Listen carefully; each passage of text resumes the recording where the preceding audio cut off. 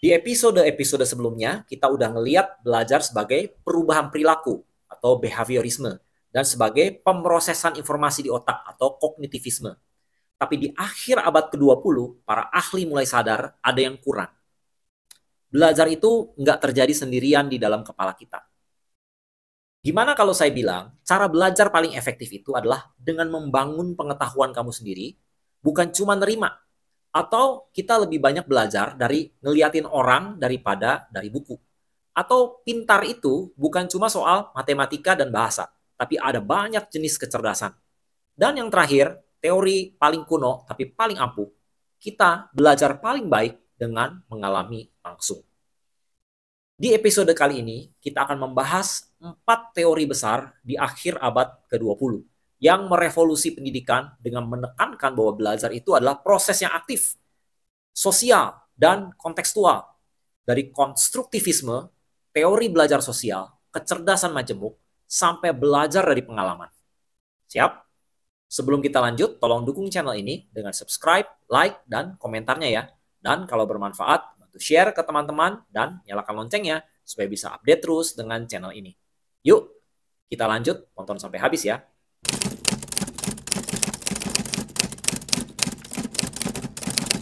Konstruktivisme muncul sebagai perlawanan terhadap model pendidikan gaya bank, di mana guru cuma nabungin informasi ke otak murid yang pasif. Teori ini bilang, enggak, pengetahuan itu bukan sesuatu yang ditransfer, tapi sesuatu yang dibangun secara aktif oleh si pembelajar. Dan kamu adalah arsiteknya. Dua tokoh utamanya adalah Lev Vygotsky, bapaknya konstruktivisme sosial. Dia bilang belajar itu proses sosial. Kita belajar lewat interaksi dan bahasa. Konsepnya yang paling terkenal adalah Zone of Proximal Development atau ZPD. Ini adalah zona subur di antara apa yang bisa kamu lakukan sendiri dan apa yang bisa kamu lakukan dengan bantuan. Bantuan ini datang dari More Knowledgeable Other, MKO. Bisa guru, bisa teman, bahkan Google. Proses bantuannya disebut scaffolding, kayak perancah bangunan yang ngebantu kamu naik ke level yang lebih tinggi dan dilepas pelan-pelan saat kamu udah bisa sendiri. Berikutnya ada John Dewey, bapaknya pendidikan progresif. Dia bilang pendidikan itu bukan persiapan untuk hidup, tapi pendidikan adalah hidup itu sendiri. Kita belajar paling baik dengan melakukan, learning by doing, dan memecahkan masalah di dunia nyata bukan cuma ngafalin teori. Di kelas ini diterapin lewat project-based learning dan kerja kelompok, di mana guru jadi fasilitator dan bukan diktator.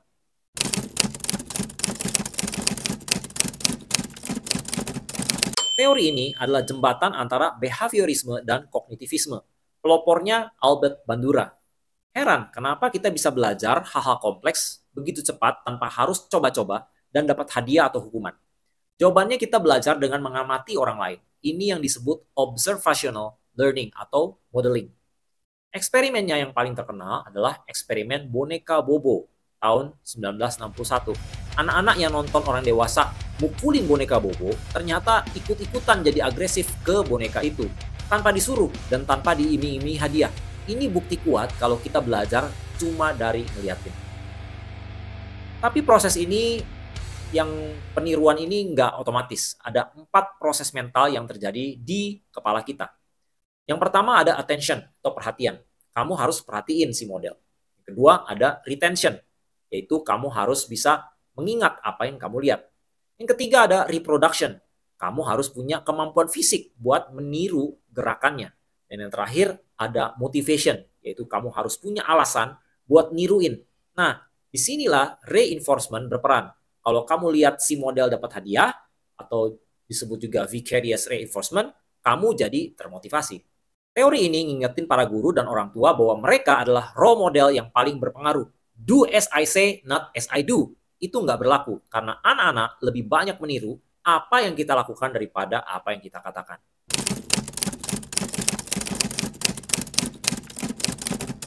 Pintar itu banyak macamnya. Kamu pernah ngerasa bodoh di pelajaran matematika tapi jago banget main musik atau olahraga? Nah, Howard Gardner punya kabar baik buat kamu. Di tahun 1983, dia mengenalkan teori kecerdasan majemuk yang mendobrak konsep kalau kecerdasan itu cuma satu dan cuma bisa diukur pakai tes IQ. Gardner bilang ada banyak jenis pintar.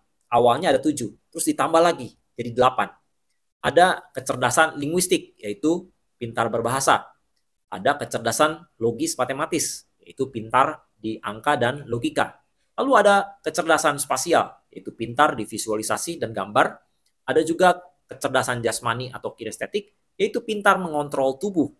Juga ada kecerdasan musikal, pintar nada dan juga ritme. Ada lagi kecerdasan interpersonal, pintar memahami orang lain. Dilanjutkan ada juga kecerdasan intrapersonal, yaitu pintar memahami diri sendiri. Dan yang terakhir juga ada kecerdasan naturalis, yaitu pintar mengenali alam. Penting banget buat dicatat, teori ini bukan teori gaya belajar atau learning styles. Gardner sendiri menolak keras kalau teorinya disalahartikan buat nge-labelin anak-anak. Misalnya, dia anak visual. Tujuannya adalah biar guru bisa ngajar satu konsep lewat berbagai pintu masuk yang berbeda. Lewat lagu, gerakan, gambar, debat. Biar semua murid dengan profil kecerdasan yang berbeda-beda bisa paham.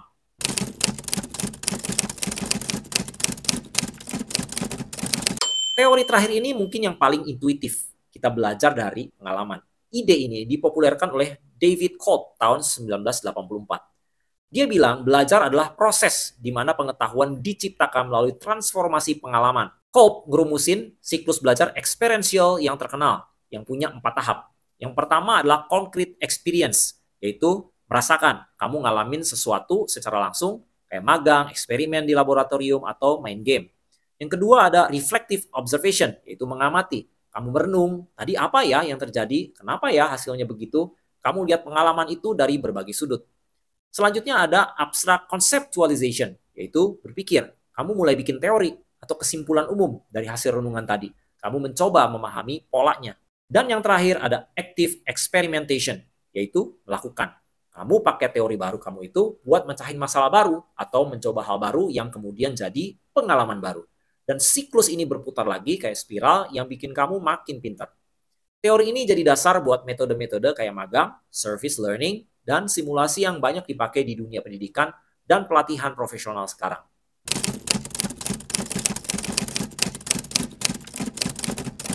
Gimana guys? 4 teori di akhir abad ke-20 ini benar-benar mengubah cara kita ngelihat proses belajar kan? Kita jadi sadar kalau belajar itu bukan cuma duduk manis di kelas. Belajar itu aktif, sosial, dan butuh pengalaman nyata. Kita belajar dengan membangun pengetahuan kita sendiri, konstruktivisme, dengan mengamati dan meniru orang-orang di sekitar kita, belajar sosial, dengan memanfaatkan berbagai jenis kecerdasan yang kita miliki, kecerdasan majemuk, dan yang terpenting terjun langsung dan merefleksikan pengalaman kita, experiential learning. Semua teori ini saling melengkapi dan ngasih kita toolkit yang super kaya buat jadi pembelajar yang lebih efektif. Sekarang saya mau dengar dari kamu nih, dari keempat teori ini, konstruktivisme, belajar sosial, kecerdasan majemuk, dan belajar dari pengalaman, mana yang paling ngegambarin cara belajar kamu sehari-hari? Apakah kamu tipe yang harus ngoprek-ngoprek sendiri biar paham, tipe yang suka belajar dari nonton tutorial, atau tipe yang suka coba langsung baru ngerti?